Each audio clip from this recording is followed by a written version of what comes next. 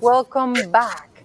Thank you so much for being with us here on the first day of the Hispanic Leadership Summit. This is the most important session of the program. This is the only live session of the Hispanic Leadership Summit.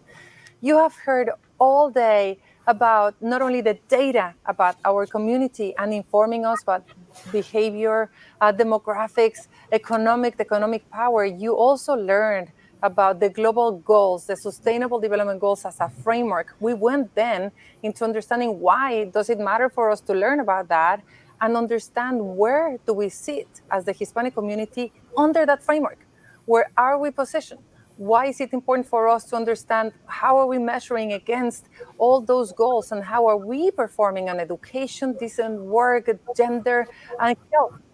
This is the session in which we're going to be discussing from all of those goals, from all of the data of where we are, what are the one or two most important transformative interventions that we can all take to really have a dramatic increase for our community, really have dramatic progress for our community. And for that, this session live has experts and leaders of the Hispanic community that will actually help for us to debate and understand really where should we put our focus, where are those interventions that we should have. I want to start by thanking you all, our dear panelists, for being here. I want to start by saying that this is the session in which we craft a plan for all of you in the audience. After this session, you will have an availability to vote, to have your say. We will be asking you questions. In the meantime, send out comments. We will be hearing from each and every one of these experts on what they think is the most important intervention that we can take for the Hispanic community. And then we will debate among ourselves to come ideally to a conclusion so that you can have an informed opinion about what is the best for our community. Where shall we put our effort? I'm going to start, first of all, by thanking my co-host, my mentor, role model, the father of the community, Secretary Henry Cisneros, for being here with us. I'm going to allow each and every one of you to have 3 to 5 minutes on what you think are the most important priorities. Again, after hearing where we are positioned in the SDGs, where our data is, where the gaps are for our community, and also Secretary Cisneros, as you heard this morning, we had two great examples. We heard from the Minister of Ireland looking at how the Irish population, actually the country, went out of the recession much faster than Greece because they had a plan. Their plan was to increase dramatically jobs for their country. Everybody was, was behind it in different ways and angles, but it was all under that plan. Greece were discussing, debating, and they took much longer than Ireland to come out of the recession. The other example that we discussed is the Global Fund to fight AIDS, tuberculosis, and malaria, how it was a war chest to focus on 3 diseases as a way to really have an impact on public health for everybody, AIDS, tuberculosis, and malaria, instead of actually having a little bit infrastructure in hospital investment and so on. So here is here's where we start crafting the plan. I would like to thank you again, Secretary Henry Cisneros, for being here, and please ask you to kick off this session. Yeah, thank you very much, and in many, many ways. Thank you for organizing us once again. This is now multiple years that you put this program together, and always you have advanced the ball, made us think, asked good questions, and really polled the community to understand where we are. Let me be very direct and brief. This is a very bad time for our country, obviously, and a very hard time for the American Latino community. We have been a community that's been targeted by some very negative comments over the last 4 years, and I think it has hurt a great deal. We're now kind of coming out of that moment and looking forward to a better day. But of course, the pandemic intervened in the last year to make things even worse. The American Latino community has been one of the hardest hit communities among people of color in the United States. We know that people were exposed to the virus because of the kinds of jobs they have. That speaks to the structural aspects of our place in the economy. There were people that were regarded as essential and had to go to work. They worked in jobs that did not allow them to work from home. Therefore, they were exposed. We also had a preponderance of people with underlying health conditions related to diabetes, for example, and much of our community was hurt very, very badly. And we have lived in conditions that have been in cities, neighborhoods, in housing that is overcrowded and therefore susceptible as well. So we are sitting in December of 2020 in a more serious place than I have seen in all the years that I've been working in the Latino community. We are suffering from the economic consequences, the health consequences, the educational consequences. And so in some respects, Claudia, this is not a year in which we can be reveling in long-term and abstract goals, but we've got emergency conditions that we have to address.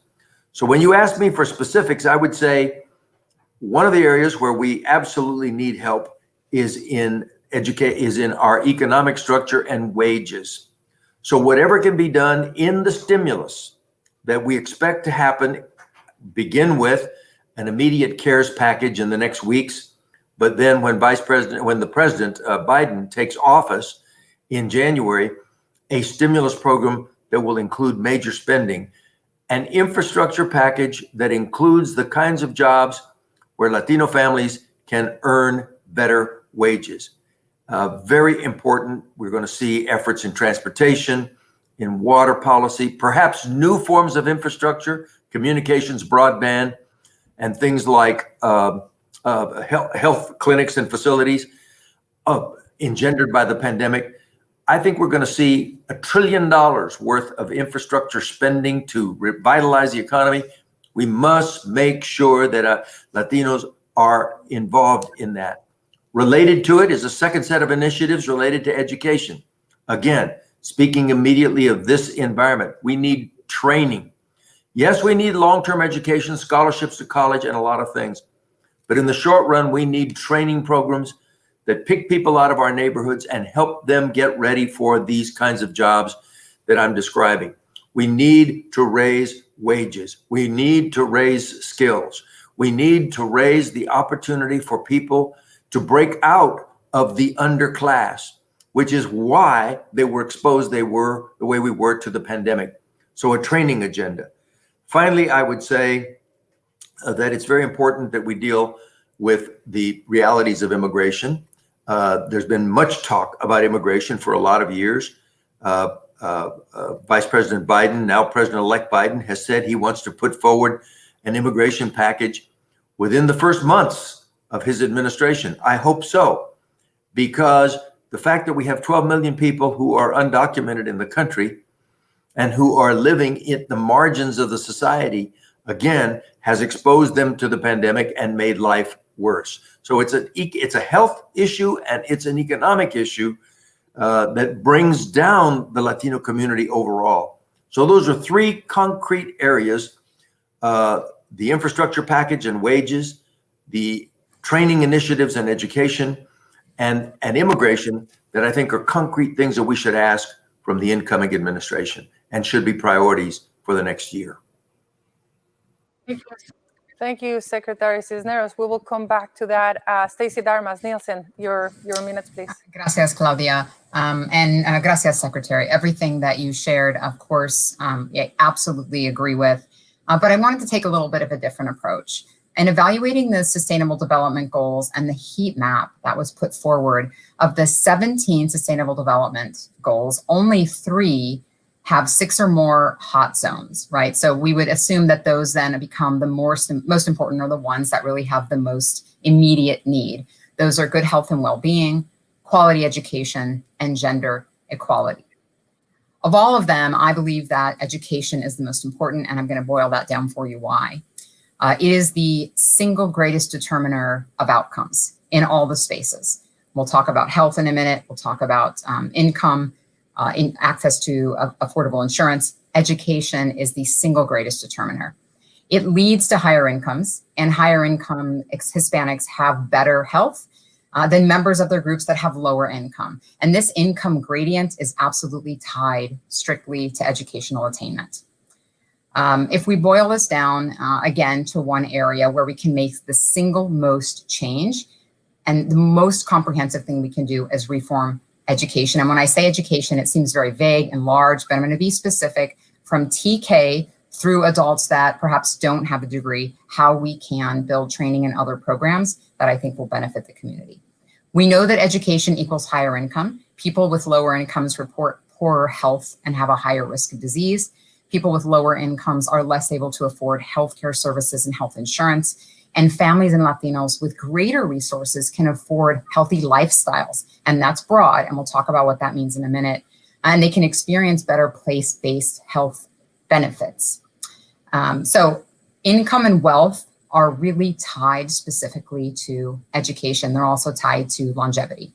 Take, for example, when you look at unemployment rates for people 25 and older just this year, and consider that in April, as of the time the pandemic hit, 21% of those 20% of people with less than a high school diploma were unemployed, and that was up from just 7% in March. That's a significant difference. For those that were high school graduates, it was about 17% in April. Some college or an associate's degree, 15%. And for those that had a bachelor's degree or higher, just 5% were rendered unemployed as of April. So while healthcare services, food, housing, and social safety are really important social determinants of health, the data clearly shows that the level of educational attainment is the strongest predictor of long-term health, quality of life, better physical and mental health, and more. And again, it doesn't just mean higher ed, it means access, including K through 12, TK through 12. Early education is among the most important because it really sets the foundation. Early educational resources directly influence all these other factors later in life that contribute to health, such as identity formation, right? What is possible? And being able to gain solid employment, which translates into accessing stable housing and being able to afford and make healthy food choices, which tend to be more expensive. Just a few things education has a direct link to: access to healthy food, whether or not you live in a built environment. That means low-income communities tend to have limited access to green spaces, recreational programs, and facilities for exercise. The advertising you're exposed to, low-income and minority communities, Latino communities, are more frequently targets of tobacco, alcohol, high-calorie foods. All of these really do tie back to level of educational attainment. The housing opportunities you have, transportation that you have access to. Public transportation is inadequate to enable Latinos to commute to and from employment, to find better jobs. Education ties into that. And of course, the school systems that you have access to. We know that Latinos with lower incomes are more likely to live in poorer neighborhoods with weaker tax bases, reducing the local resources that public schools have. Jobs in healthcare, environmental pollution, disinvestment, all of these are tied back to level of educational attainment, in that is the greatest determiner of outcomes. So the most important transformative things we can do, Claudia, within education, we can fund at the TK through 12 level programs that support families, build and support a culture of educational values. And I want to be clear about what that means, different than just supporting programs and supporting our families within TK through 12, that build a culture of educational values and educate our families on this educational system, how it works in the United States and how to navigate it. 9 through 12 programs that support students in the very basics, so, all the processes, application, resources, how to build equity around classism, how we resource, think of equity within and resource provisions for tutors, test taking, prep, college entry requirements, financial resources understanding, and that's all in 9 through 12. In college, can be emotional, educational, and financial supports for students who are navigating their post-secondary education, many for the very first time within their families. And then, of course, as the secretary mentioned, education for those without degrees, skills, vocational training, and other. And then post-college, of course, we need college debt help, resources, and other financial support.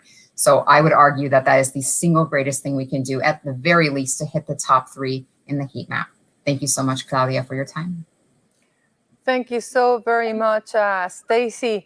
And so that, this is, we really carefully crafted this panel so that we can have the greatest minds from all different angles having Secretary Cisneros, with his decades of experience in the community, policy, business, Stacie, data, research.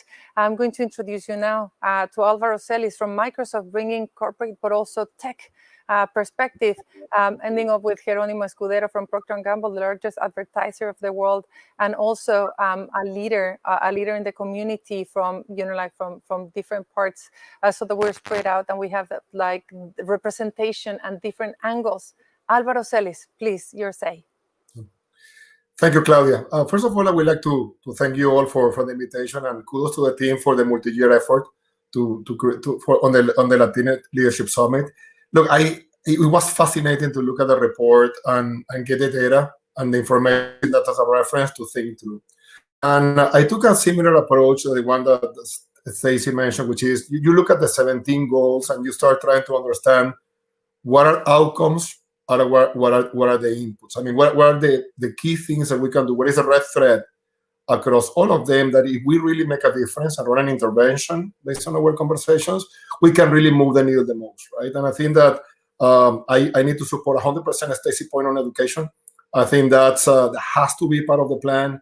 The talent, the passion is proven in our community. We just need to enable and structure and nurture that quality on the thinking that we have and our capabilities to be sure that we can create the right impact in the society. And I'm talking about not only education, like formal education, but also skill developments to be sure that you can tackle realities at different levels of economic advance and different realities. But definitely that investment in education is going to be fundamental to do that. One other element that I saw when I was looking into the reports and dug deeper into the things that we have done uniquely in this country, the younger you go, the bigger part of the population we become. So as we go and work in education, skill developments, I think that has highly correlated with entrepreneurship.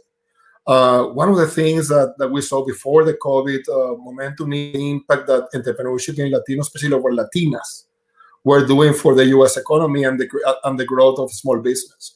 So to complement Secretary Cisneros' thinking, I will offer for us to consider that small business that were run by Latinas as part of the businesses that need to be eligible for those infrastructure support grants that are going to happen in there to keep the economy moving, as we created the majority of them when you look at it before the COVID pandemic.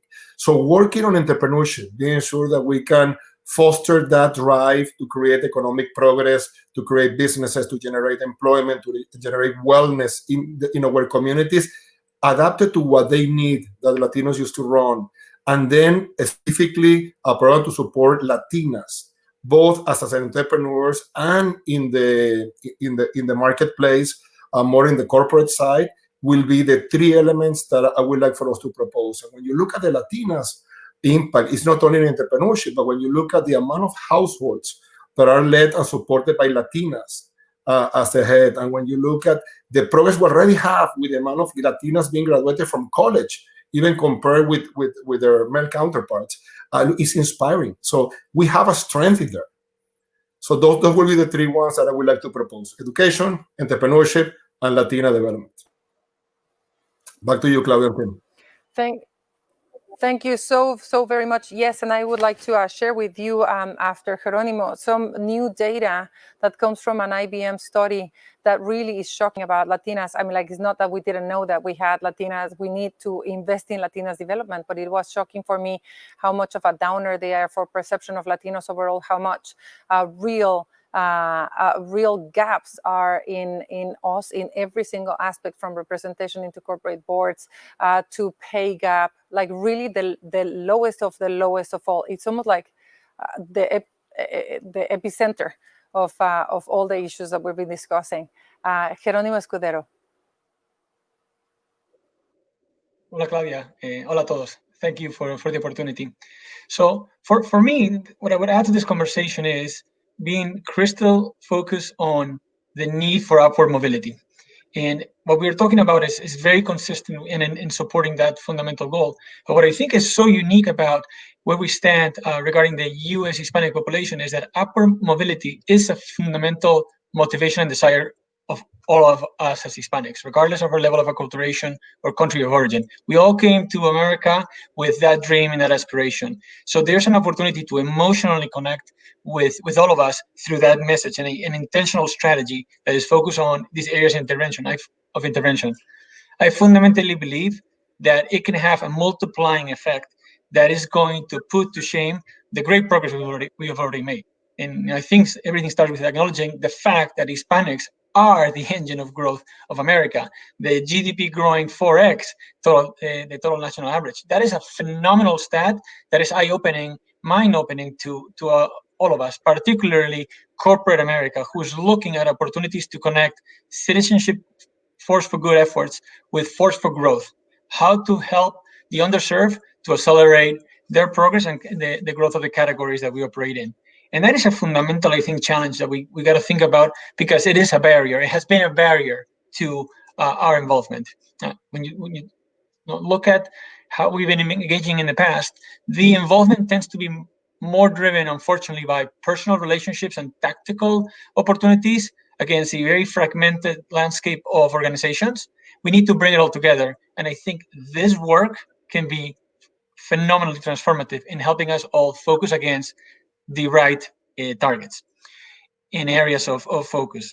And if I think about that, I could not agree more with what the panel is saying. This idea of fueling education, broadly defined, is very important. I would add to that unlocking the power of women empowerment and helping them join the workforce in equal terms. The fact that so many of Hispanic women are spending so much more time in the house attending to childcare and home chores is an opportunity we have to really add more Hispanics into the workforce and increase the household income. That household income growth will enable even more entrepreneurship, more investment in supporting the next generation getting into education. So I think there's a really strong connection between the empowerment of female in the household to generate income and what we're trying to achieve with education, and that creates a virtuous cycle. I would also add, as maybe an additional last comment here, is that there is an opportunity to think about what we can do short term versus what we can do long term. And education really is a really tough one that I think is going to take coalition, a really strong collaboration at the local nonprofit, for-profit level, as well as the public sector. And we'll need some very clear measures to tackle progress, like what Stacie was alluding to.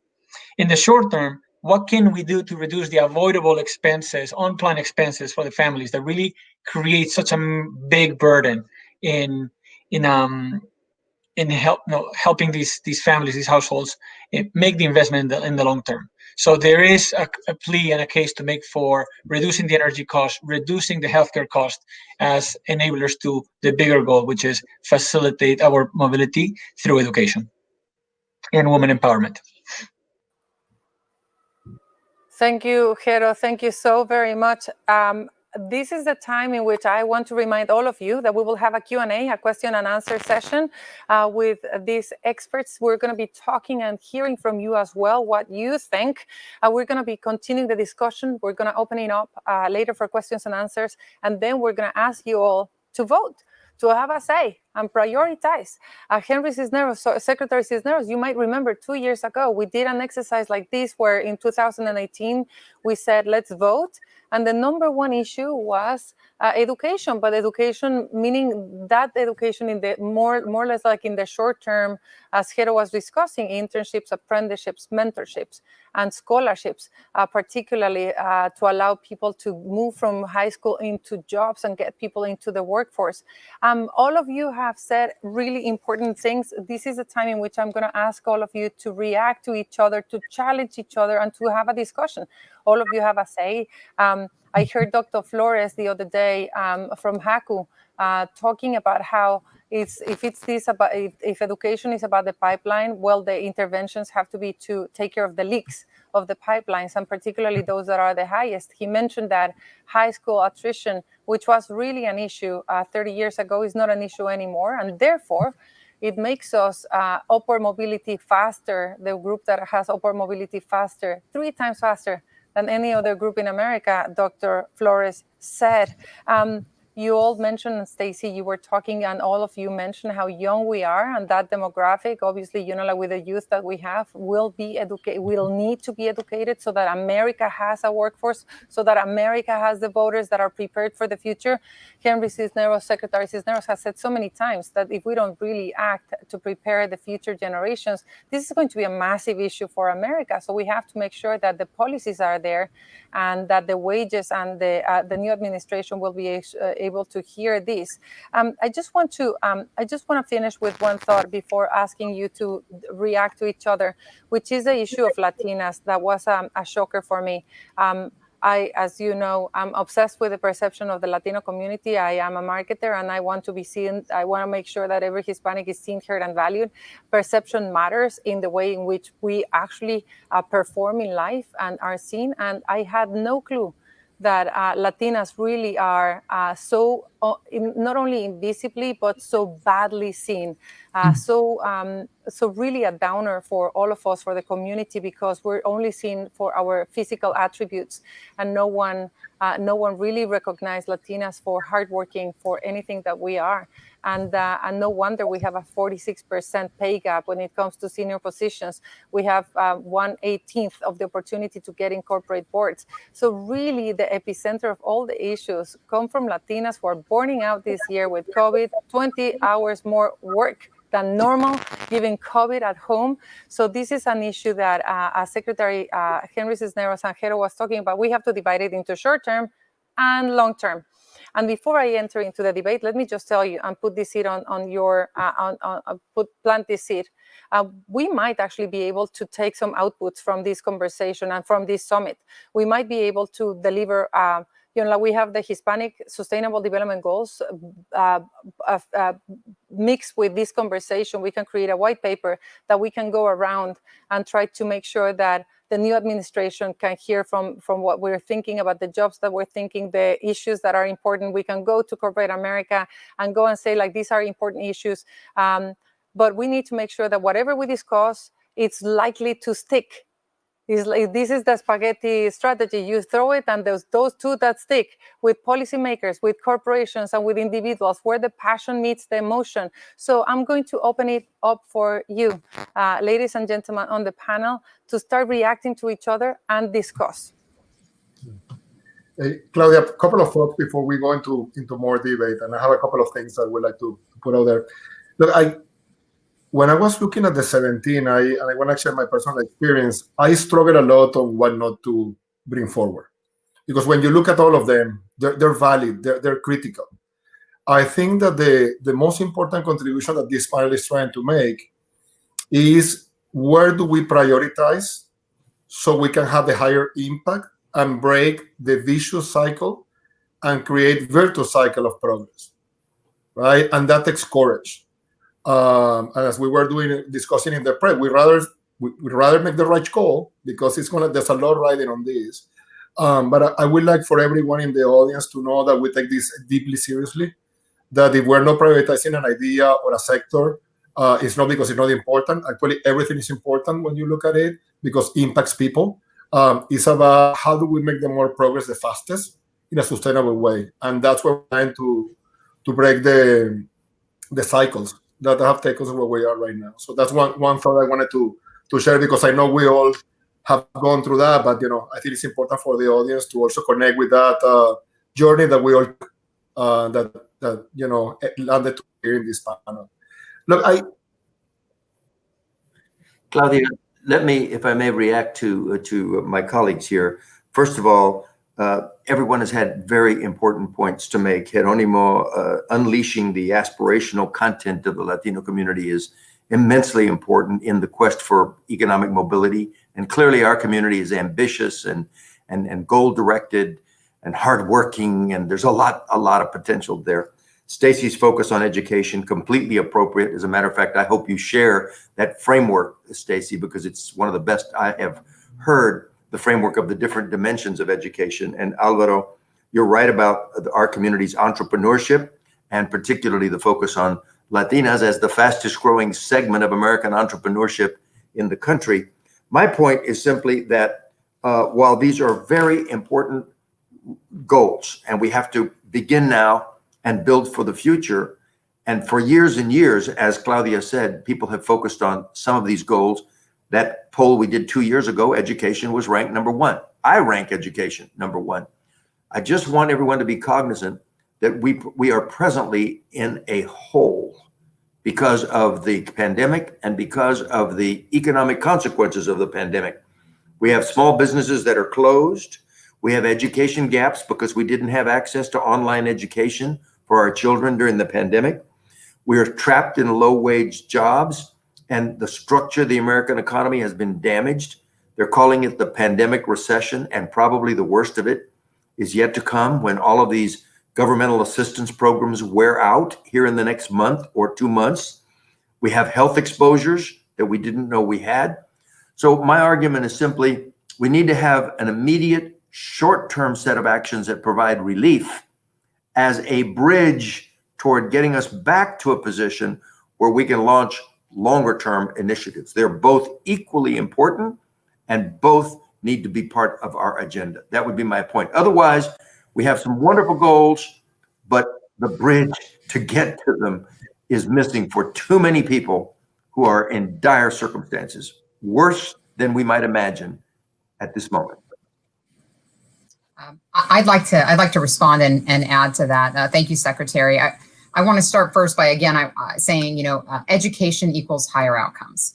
And adding to Alvaro's note earlier about women and Latinos in particular, there are over 2 million Latino-owned businesses in this country with a growth rate of more than 87% since 2007. So we know our Latino businesses are growing. We also know that they are significantly impacted as a result of the pandemic.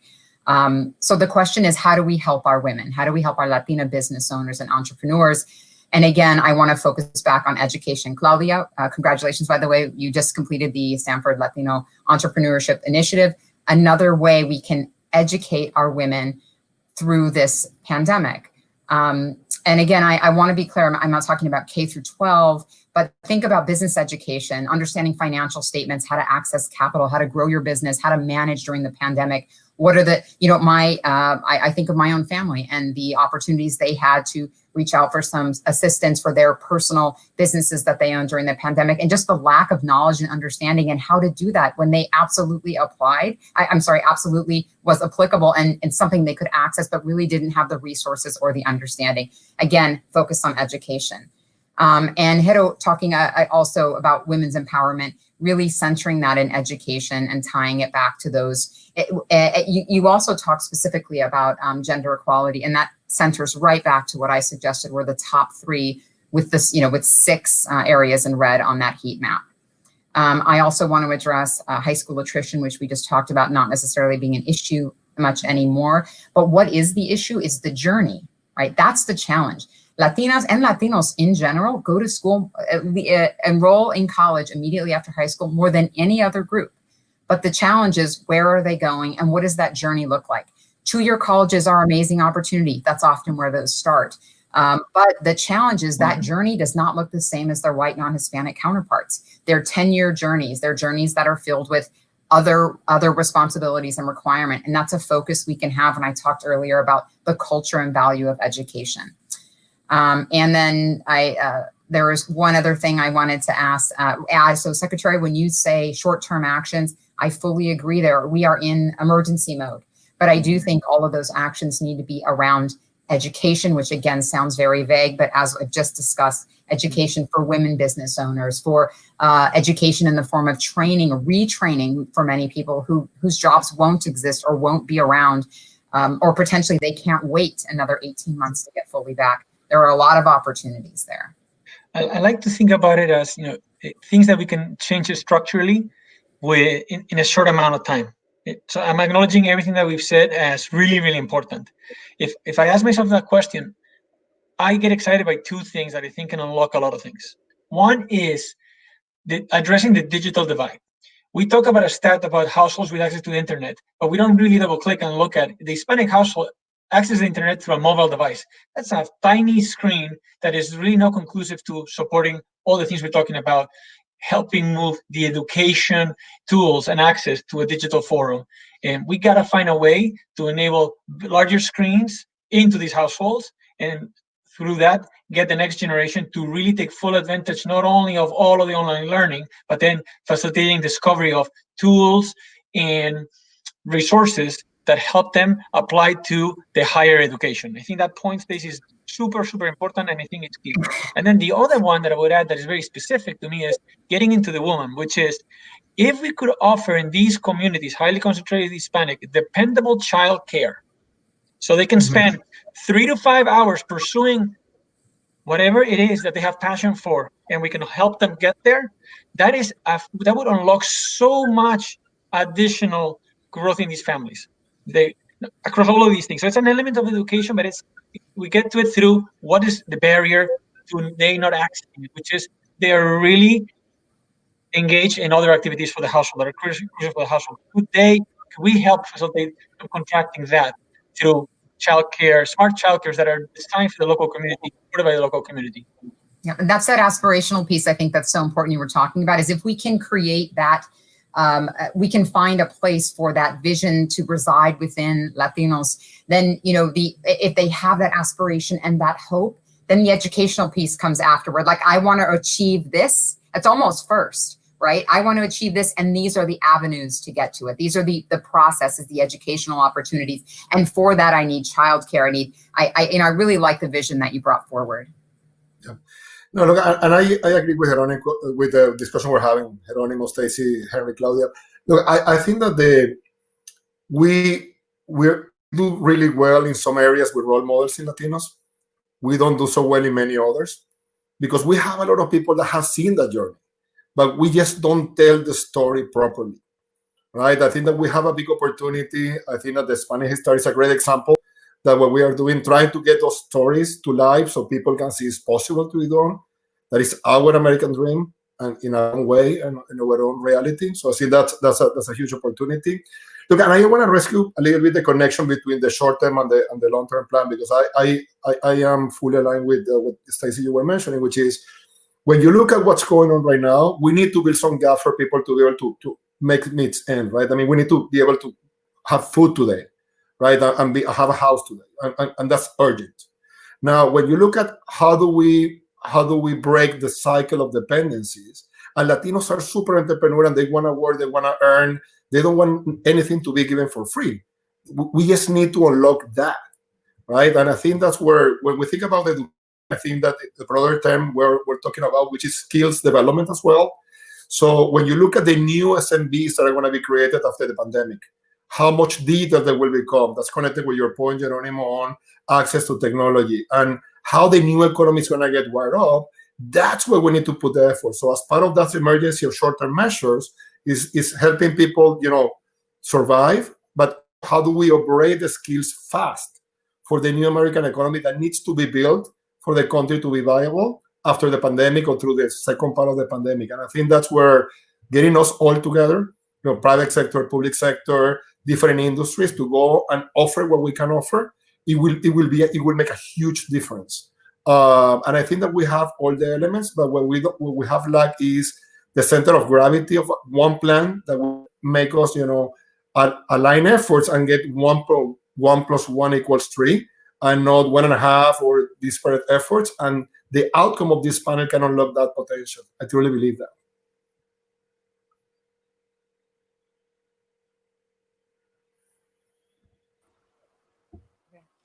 Secretary? No, I was just going to compliment Jeronimo, as well as my other colleagues, but on that framework that he posed of looking at the structural changes and then working backward from that, recognizing where we stand today and focusing on some of the things that we need to do to bridge to the structural changes, but always keeping in mind the eventual goal, always keeping in mind the importance of these structural.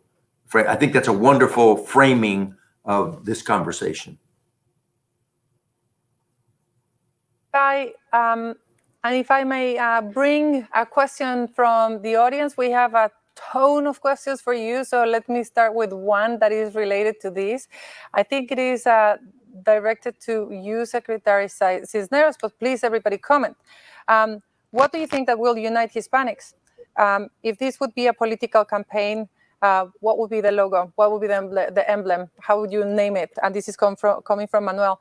It reminds me of the like marriage, that really the right to marriage was really the rallying cry for the LGBTQ community. That was the one thing that was united. Secretary Cisneros and everybody else comment on that. I'll be very brief. I've always felt that the ambition, the sense of mobility, the entrepreneurship, the capacity for hard work of Latinos was what this country needs. We are one of the greatest blessings to this country at this state in its life, and the country doesn't even know that, but it's the truth. We're youthful, we're energetic, we're ambitious, we work hard, we pay taxes, we play by the rules, and that's exactly the infusion that this country needs. What unites Latinos? There's many things that unite Cubans and Central Americans and Mexicans and Puerto Ricans and people from the Caribbean and every other thing. I would say if you did a list of the issues, we should concentrate on those that unite us and put aside those very few things on which we disagree. We will find that the core of our efforts, 80, 85, 90% of our efforts would be together as a Latino community. If we do that, then we are 55 million people or so, as opposed to warring subgroups, tribes, of smaller numbers. But if we work together, we can accomplish some very significant things. As for a specific logo, Claudia, that's in your department. You do that much better than I, and your husband as well. But I would say something along the lines, the Latino community, America needs us. Yeah, I read incorrectly. It was the emblem. What would be the name of your campaign, more than the logo? So apologies for that. But I think that apologies for that. But I think that it's a good way to see it, isn't it? Like, how would you name it? Like, if we're talking about this framework, what would you name it? So I just want to come back. We have a ton of questions here, but I just want to come back to what you were going under this framework, and then looking at the structural barriers, almost like backwards. Can any of you just like define it for us, so that like what do you see? What's the framework, and what about the short term, the crisis that Secretary Cisneros was talking about? Like, are they to think? Can someone give it a go? At what does it look like?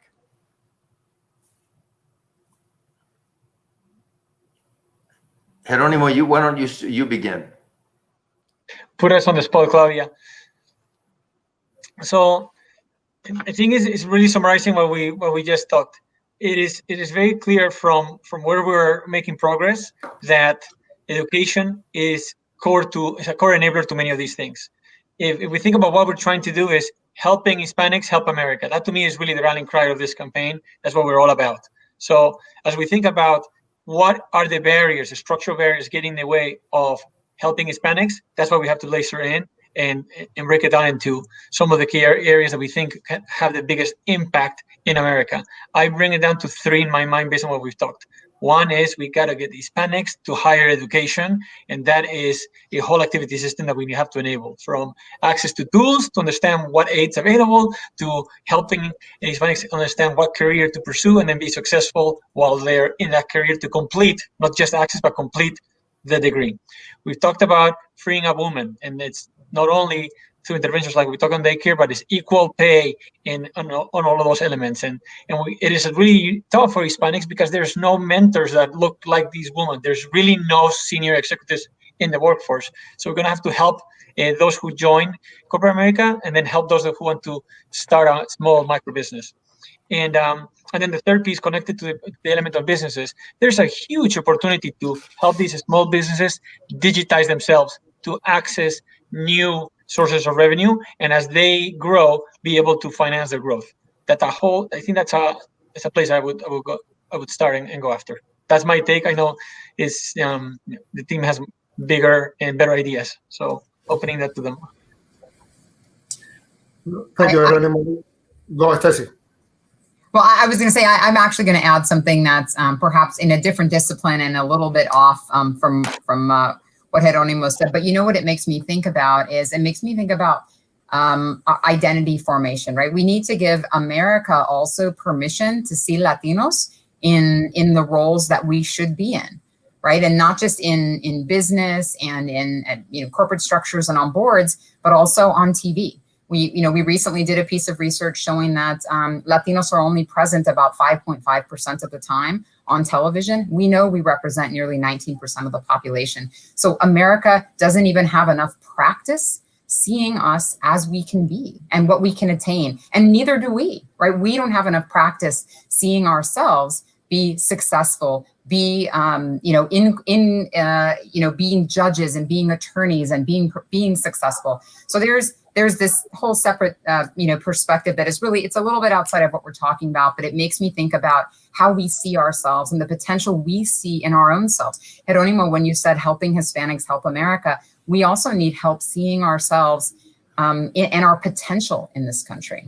So I'll turn it back to you. I wanted to go back to the framework because I think that the question that Claudia asked is what many people in the audience right now are scratching their head like, okay, how do we do this, right? And we're gravitating in topics that are pretty clear. And I think that that's where the way I will like to invite us to think about it is, look, we want an outcome, and let's say the outcome is education, right? And a skill development, because they need to come together. And then you go, okay, look, let's start with college. Okay, what is the problem with college? Okay, we have X amount of graduates, right? We have more women than men. Okay, great.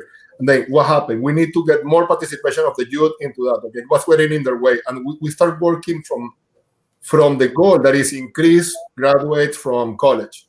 And then we understand what happened with the attrition, what happened with the pipeline, and then you go all the way down to, okay, these are the root causes, and we go tackle one by program. Let's say the second one is skill developments for work.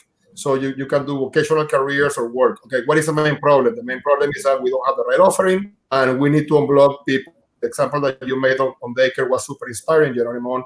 Hey, look, maybe it's getting that out of the way so they can repurpose time that they're doing at home to go and build skills. Okay, awesome. So it's by looking into the outcomes that you want and they understanding what gets in your way, right? That I think that we can do it. And those will be kind of work streams that we can get out of this panel, where clearly we define what are the outcomes that we want to achieve, and then what gets in our way. And that's where Stacie, all the data that you have, and other people that can come and join the party can help us understand what are the friction points or the leaks on that pipeline to go and drive that outcome. The same with entrepreneurship, the same with Latin empowerment.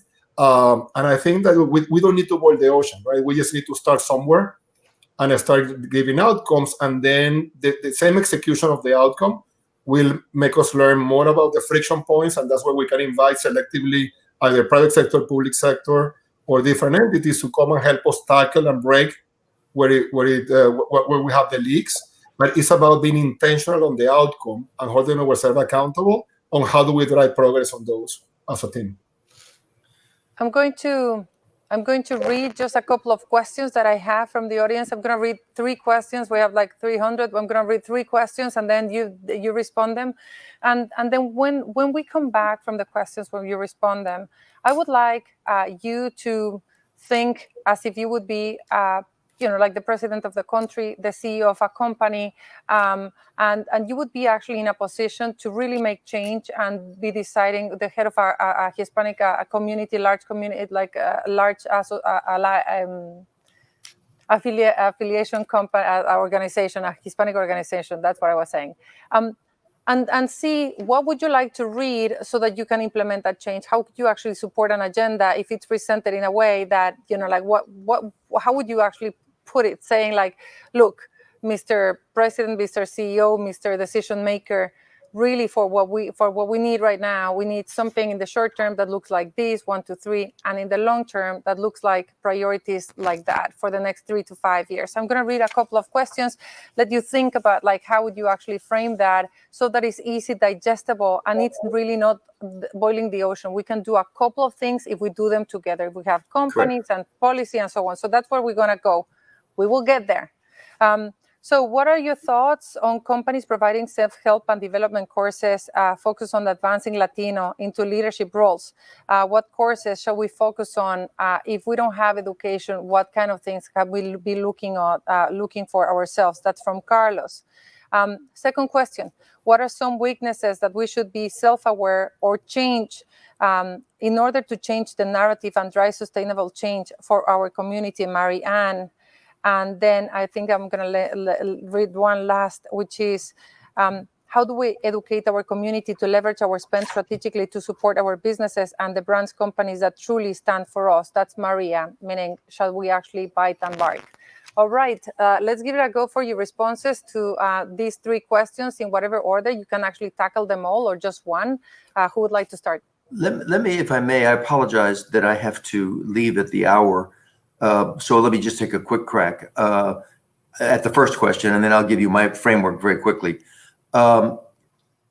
Yes, it is critically important that companies, corporations of all sizes and at all levels in the society commit themselves to the kind of human capital strategies that allow people to rise within those companies, that provide training in a serious way. And where we're talking about small businesses, we need to do it through things like our Hispanic Chambers of Commerce, which are very robust across the country, and focus on the skills that our entrepreneurs need to grow their businesses.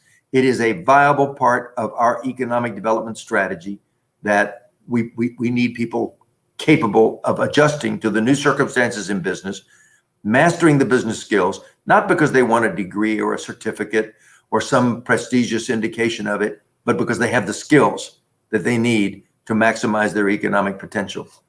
With respect to your question about a framework, I think the framework is the following. You said something simple. Latino empowerment is the goal.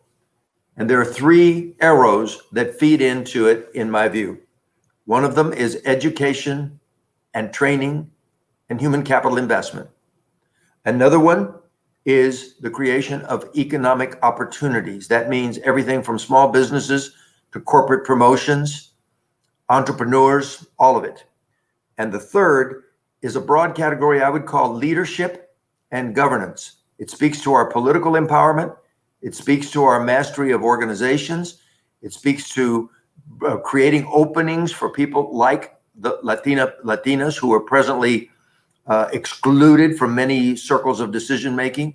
And even it speaks to the importance of immigration as opening up opportunities for that group that is presently at the margins of society.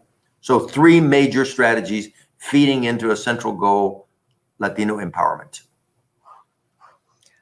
Secretary, thank you so very much. I know that you might have to drop. We will continue this conversation for those of you in the panel that want to, that can't stay. Anyone wants to react to Secretary Cisneros before he drops? He leaves. No, I hope that he doesn't drop. Thank you, Secretary. I think it's a great framework. I think that the number 3 is the one that we need to polish a little more. I think the first two, you got us some hello on that one. So yeah, it's great. Great. Okay. Anyone else?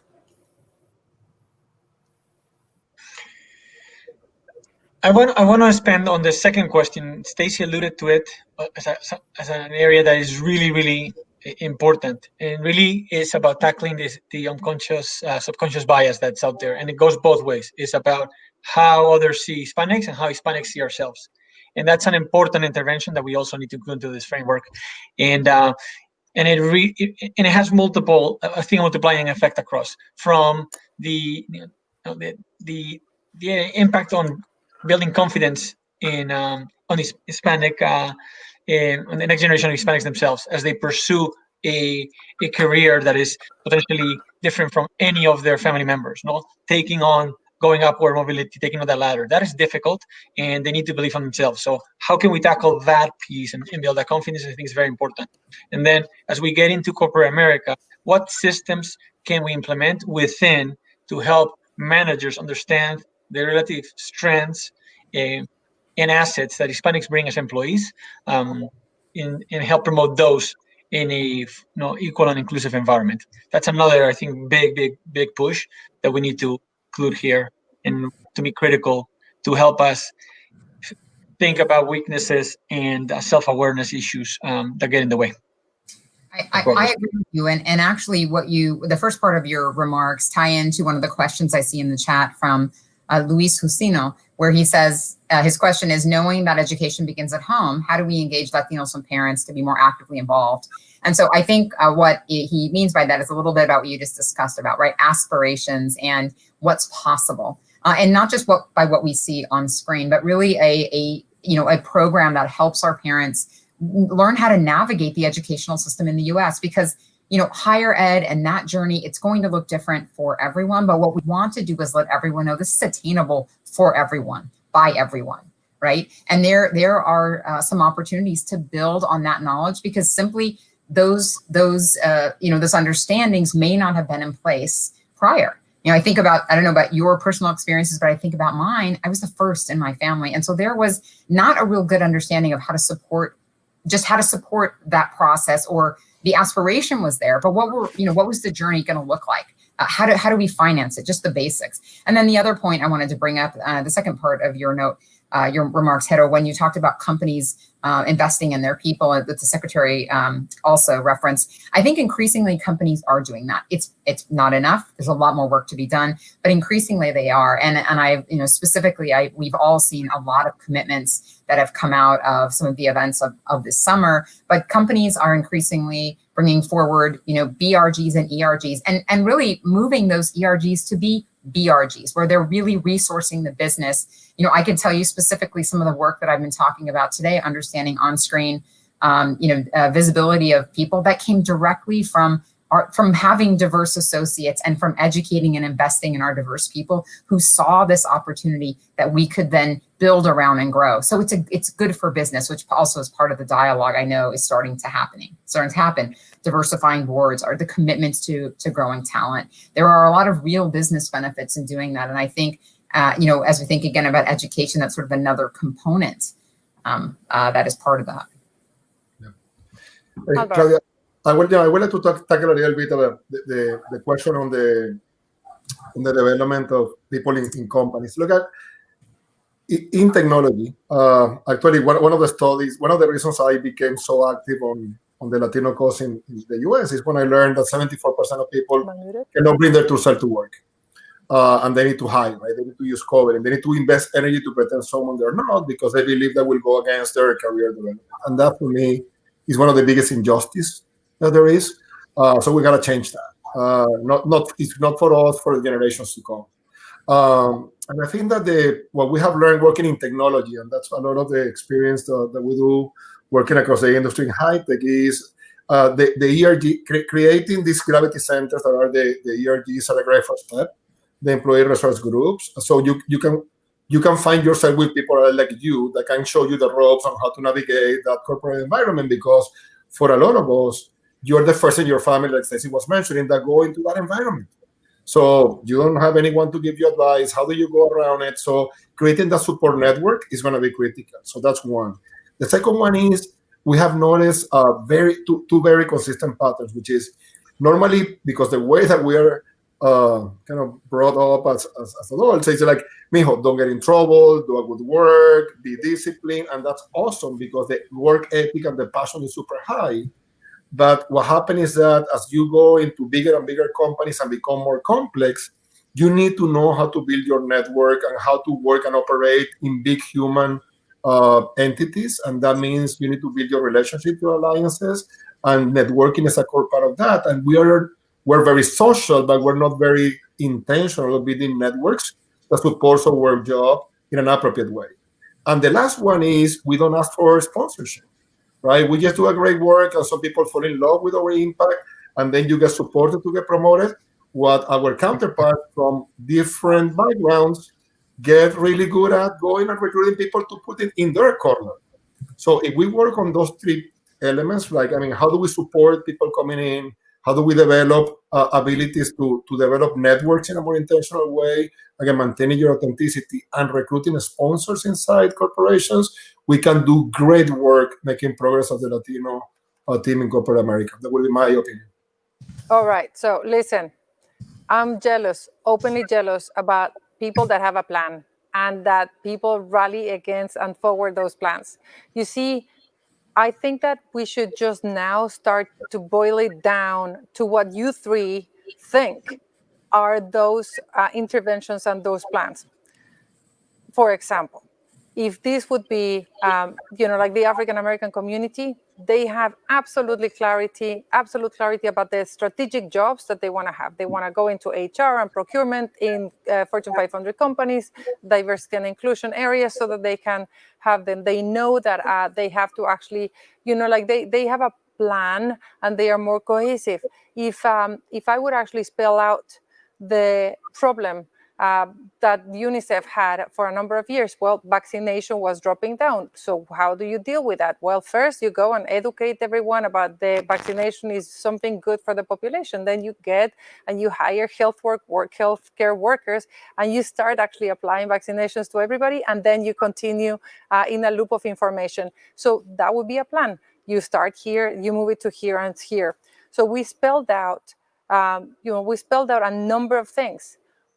What we really need to do right now, what I would love for you three to do, is boil it down to what you think could be a good way to get companies, policymakers, individuals within corporations, young people involved into something that is digestible, agreeable, but also connected to what they want to achieve. And that is where I think that we cannot do it all. We have to start with something that will move to something, and so on. We have a heat map, 17 goals. We have a global parameter where we are benchmarking ourselves. As Stacie mentioned, there are like heat areas that we're going to be discussing tomorrow during the HLS, during the Hispanic Leadership Summit. Those are education, gender, decent work, wages, and so on, and health. Particularly this year, health is a heavy one. But overall, from all the discussions that we have had, from all what you have heard, and like the questions that have come in and what you read, now what do you think are those priorities, interventions that we could have, if you want to stage them into phases, so that we can actually just conclude and start allowing people to start voting and getting a sense of what's your idea that is crystallizing the priorities for the Hispanic community, where they could be the most effective interventions that could be transformative and hit as many goals as we possibly can in a go. Who would like to start? Just in summary. Hey, Claudia, look, I think that we all gravitated pretty quickly on education skills. I think entrepreneurship was there, and Latina was there. I think that we talk about this in different terms, right? Latin empowerment. And I think those are the three things that we need to go and focus the work. Now, how do you go? Say that again, Alvaro. So I think we're talking about education, right? And skills development. We're talking about entrepreneurship and economic progress, and we're talking about Latin empowerment as well.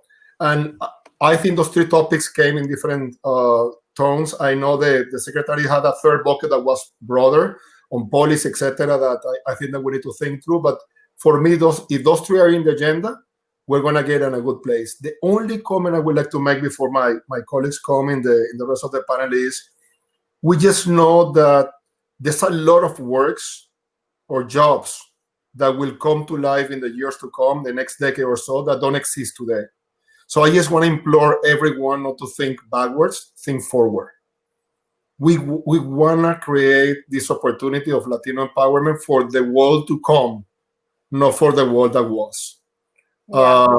If we can just hold ourselves accountable of that forward-looking building, because this is not for us to enjoy, this is for our kids and grandchildren. I think that will make the biggest impact for the community. Yeah, 60% of the jobs, they say, are yet to be invented. So education for so many people is called the future of work, just like reskilling and rescaling. Who would like to go and be fair? Or I can quickly build, just adding this component of, we need a measurement framework, or said differently, the framework has to have measures that we can track, that gives us confidence we're making progress, and that progress leads to upward mobility. Upward mobility defined as the household income is going up. That is, to me, what unlocks the cycle, this vicious cycle of progress, where at the end, helping Hispanics results in helping America. And if I think about the three areas that Alvaro was talking about, we can come up with metrics on that. On education, to me, the honing in, everything we do should be about we're increasing the percent of Hispanics who are completing higher education. That's a number that we're tracking, and we're not making enough progress. We know we can get it done. We've seen what's happened with high school. We've seen what's happened in other areas. The interventions are all around what Stacie was talking in her kickoff. I would say, like, let's get back her recorded message, because all of those interventions are super important. We need to facilitate the access for sure, but we also have to work on completion and what that unlocks. On business development, entrepreneurship, we have to find a way to help the revenue from Hispanic businesses to go up through digital channels, something that today they don't do. We have to find a way to get that being a critical building block. I don't know if that means 10, 15, 20% of the revenue becomes from digital channels, but something like that that's meaningful, impactful, and helps close the revenue gap versus non-Hispanic businesses, very important. And then the third is on women empowerment. How many Hispanic women we've been able to help join the workforce, particularly in areas that matter. There's some work that happened, I think, in the discussions earlier today around, well, healthcare related services, nurses. We have a massive deficit. We are in a perfect position to provide that type of skill set to our women and allow them and unlock the opportunities for them to join the workforce. That would be one of the areas. But anything in general, tracking how many of the women are joining the workforce as productive members of the household. And Jero, just on that, so you would actually also agree that is on the measurement noted education, entrepreneurship, and Latinas. Is that what you're saying? I think that makes a lot of sense as a starting point. I'm sure we can expand, but those three really get into the area broadly defined as education and empowerment that we've set up into the discussion. I will start there short term. Under the framework of upward mobility, to get the passion of people behind it. Stacie, look, the only thing that I want to remind you, Stacie, is that change perception was the #3 priority that people voted for last year. Not last year, 2 years ago. It was education, financial empowerment, and change of perception.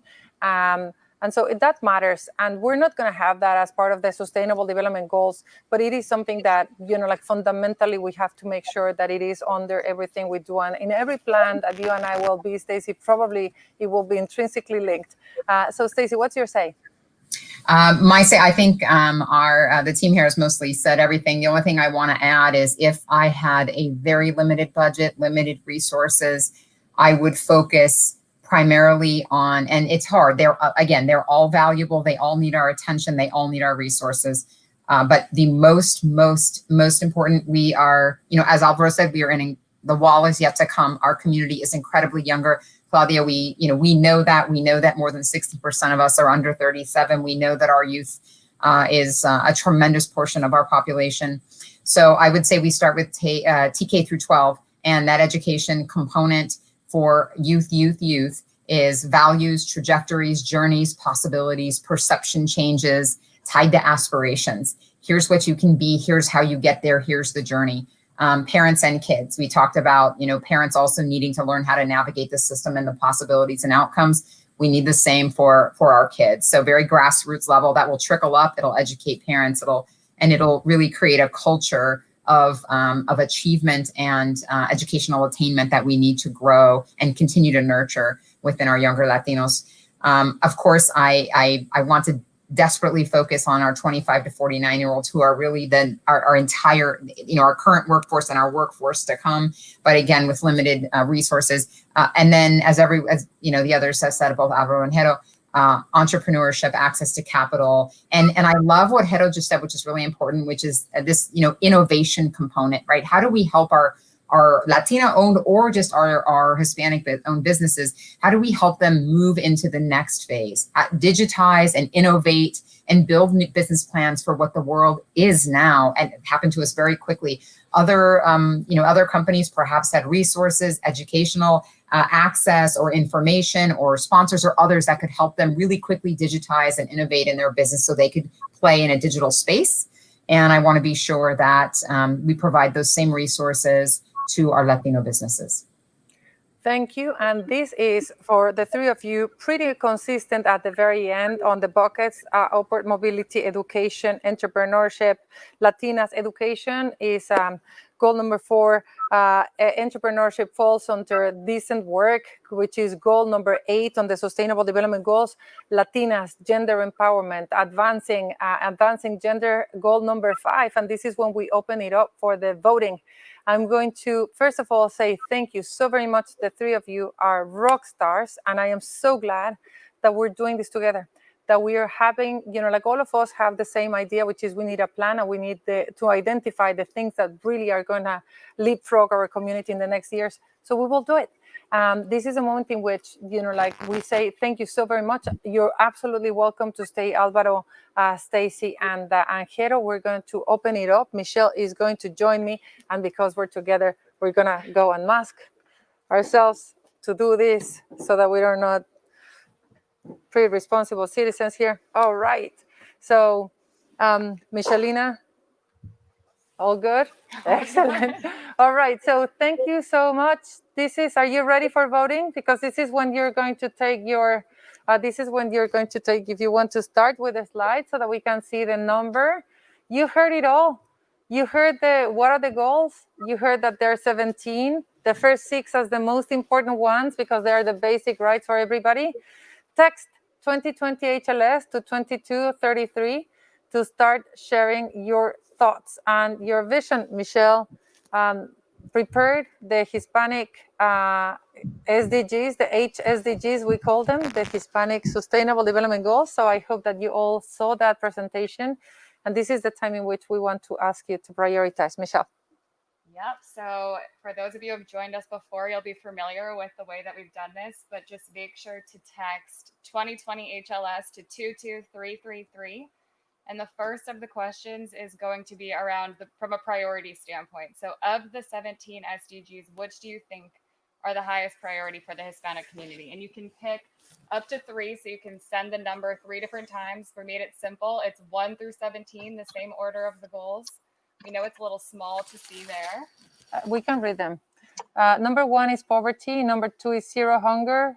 3 is health. 4, quality education. 5, gender. 6, clean water and sanitation, which we didn't actually think that it applies. Affordable cities, decent work is number 8. And I think that those are the most important one for all of you to see. I'm going to start doing that myself. Keep going. It's coming through with some pretty clear priorities around education, as we just heard. So that's not quite a surprise. We'll do it for a couple minutes. You can do it 3 times. It'll stop you after that for this particular question. So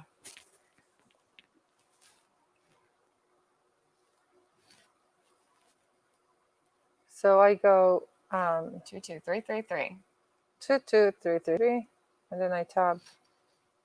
Yeah. 2020 HLS.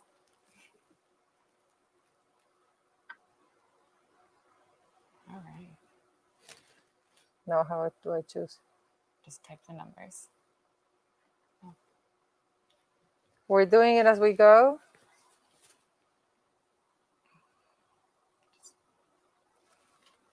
Type the number. Okay. So 1.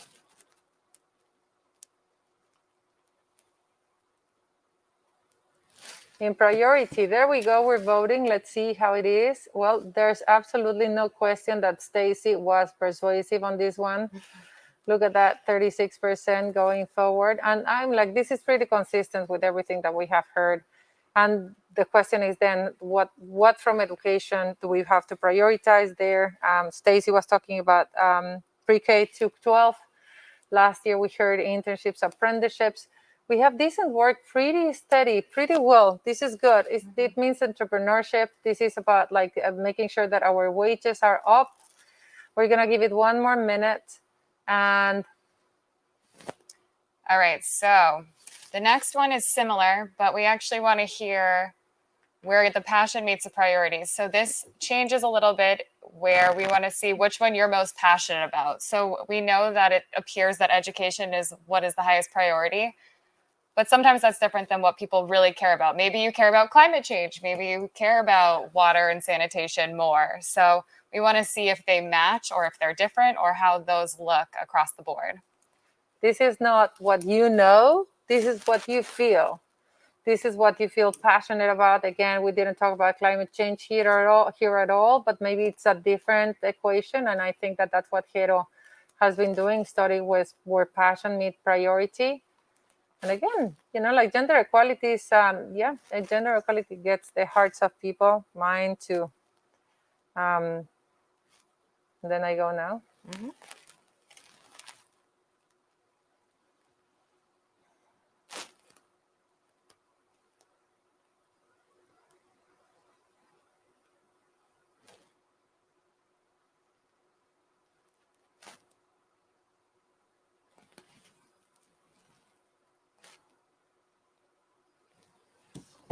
I truly believe that focusing on Latinas and Latinas pay gaps and Latinas opportunities is going to be transformative. But the passion of the people is not coming here. It's not. We're not having the heart for it. Education for sure. Awesome. So we're going to do the same thing again, but just a little bit zoomed in. We, after looking through all the data, are diving in, as you can see, to 4 of the specific goals tomorrow. So we're just going to do the same thing on the 4, which we anticipate will show similar trends, but you can just vote for one this time. So we're going to see where those land. It's so interesting. I mean, like, just to say, Alvaro and Stacie, if you want to comment on this, but are you surprised at all about like people's passions being so like having, for example, climate change or responsible consumption coming up in the passion and not in the priorities? No, I'm not surprised at all. I think especially, our community is incredibly young. We've been talking about that. And as a result, we know things like, sustainable communities and climate change are going to be really high. That those are things that are very high among younger communities, in particular Latinos. But I think, like I said earlier, if we have to center on what is, education is sort of part of that too, right? I'm sure there's some data that I can find where I can correlate levels of education and opinions or acts around climate change. I mean, there is a lot to explore there, and I know it's very vague, right? When you said, Claudia, we nailed it on education. We knew that already, but I think what's important is how we approach it, right? I didn't bring anything forward. I think that we didn't know as a community. What we do need to think about is we don't have all the resources in the world, but what we want to do is rally companies and organizations and others and advocacy groups around key priorities within education. And I feel like we aligned on those today. I think, you mentioned also earlier apprenticeships and mentoring. That's incredibly important, super important. That's that group that I talked about that I really want to grow, that 25 to 40 year old group. But if we, again, with limited resources, how do we make our youth? How do we help our youth? How do we, as Jero said it, help Hispanics? Help the country. And I feel like part of it is really going to be on that TK through 12, and not just education. I'm not talking about resources in school. I'm talking about perceptions, attitudes, and navigating the system. Alvaro, from the last 2 charts that we had on the 17th, what people think, what people care. Yeah, no, look, Claudia, I think that you can see the youth and the different perspective popping up in there, and that's fantastic because that's inspiring. Look, and you can also see Latin America in those bars. I mean, when you look at that, I'm from Venezuela, and I spent 20 years working in the region, like, doing marketing, sales, and opening business in there. And it's like in our blood, right? It's education is always trying to our kids with a better future than the ones that we had. You can see that in there. Latin America is a matriarchy. We all know that. Mom and grandmoms are the chiefs, left to right in the families, and you can see that in gender inequality, and also the work ethic and the passion. I mean, you see that coming into the work opportunity, equal economic growth, and I'm not surprised. I mean, this is who we are. We don't want anything for free, anything given. We wanna go and work with what we have to go get them. And I always believe that if we could remove our limiting beliefs and really go after our potential, what we believe we can do, what we really are able to do, we will make the world such a much better place, and we can make so much better impact in America. And I truly believe that. So I see that passion, that heart, and that potential reflected on the bars. So we went through 2 more charts, and those were zooming in, right? And Yes. the same thing. What do you think? What you're passionate about? So we're on the passion one again with the zoomed in version, just to see. And again, I think that there's less variety here. So people are consistent in the 2 charts, what they think about, like what is most important for the community and what they feel most passionate about. I think that we grilled it down from the 17 to the 4 that had the heat map. And again, I think that this is pretty much pretty consistent. Well, not so much. Now quality education is rising up again on what are people most passionate about. So I think that we all have a very clear map from your voting. If you want to have a say, this is our community, this is our future, so have a say. What do you think we should focus on? You have a number of leaders here that are going to take this forward and try to create an agenda and try to create a white paper and just bring it up to more people and more people, so that really becomes a roadmap for what are the issues, and therefore what are the jobs, what are the investments, what are the commercials, what are the priorities, and so on. So have a say. We're going to give you 1 last minute just to say what are you most passionate about, and I think that it's moving quite clear. I think that to the end. So education is clearly 50% of the people meets the passion and on the thinking. Well done. Thank you so much. Anything else? That's our last one. So that's the last one. So we want to conclude the day. What's going to happen, so that you all know what's going to happen with this data and this discussion, is that tomorrow we're going to zoom in into each and every one of the things that you said were important for you: education, gender equality, decent work. We're also going to zoom in on health with experts, global experts and national experts on those topics, so that we really understand precisely what Stacie was saying. From education, what? Pre-K to 12, what ages? What are the most transformative things that have happened in other countries, so that we can learn from that, and then we can actually create this agenda. At the end of the Hispanic Leadership Summit, ideally, we have really drilled down what are the best practices, what are the things that we can learn, so that we have a plan. So we have a plan that ideally we can spell out, and even if you have 2 tequilas too many, you can say, yep, it's about education. Yes, it's about entrepreneurship and Latinas. So that's what we want to say. I want to say to Michelle and to everyone at the World Human Foundation, thank you so much for the incredible work that you did today. Thank you so much, Alvaro, Celis, Stacie, Armas, and Jeronimo Escudero for this last session. And see you tomorrow. Thank you so much. Thank you. Goodbye. Bye.